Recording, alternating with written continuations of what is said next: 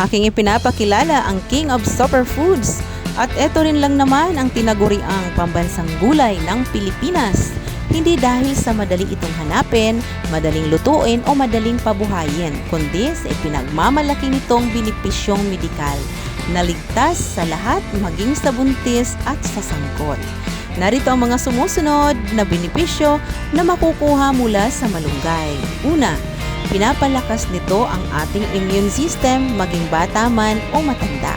Pangalawa, puno o hitik sa vitamins and minerals at maging sa antioxidants.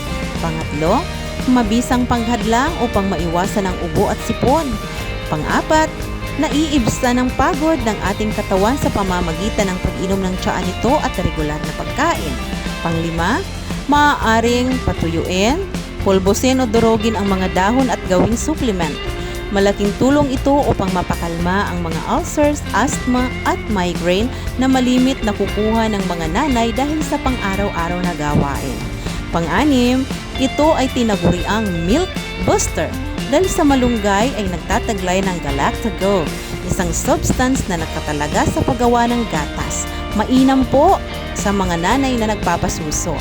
Pampito, tumutulong po o nakakahadlang sa mga pamamaga ng kasukasuan, mainam sa mga nagdadalang tao o buntis para sa kung ano-anong sakit na nararamdaman tulad ng arthritis.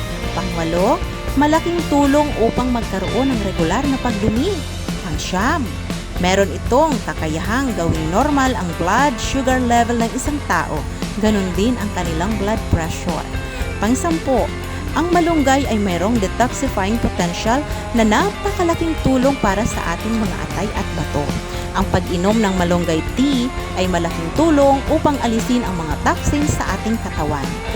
Pang-11, mayaman sa vitamin A ang malunggay. Kaya sa mga mahilig sa gadgets at computer dyan, para sa inyo to mga kaibigan.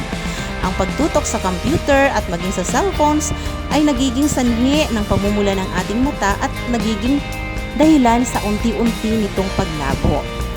Pang-12, mabisa sa rayuma. Magpakulo lamang ng mga dahon at inumin ito sa araw-araw. Pang-13, mabisang gamot sa mga kati sa balat, rashes at sugat. Marami maaaring dikdikin ang mga dahon nito at itapal sa mga sugat.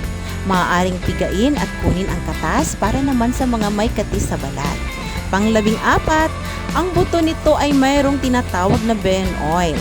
Ito po yung substance o oil na nakukuha mula sa buto na mainam po para sa ating mga buhok, pampaganda, pampakintab ng ating buhok.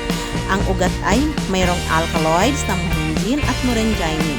Ang bunga nito ay may taglay na protina, phosphorus, calcium at iron. At ang dahon naman ay mayaman sa calcium, iron, phosphorus, vitamins A, B, and C.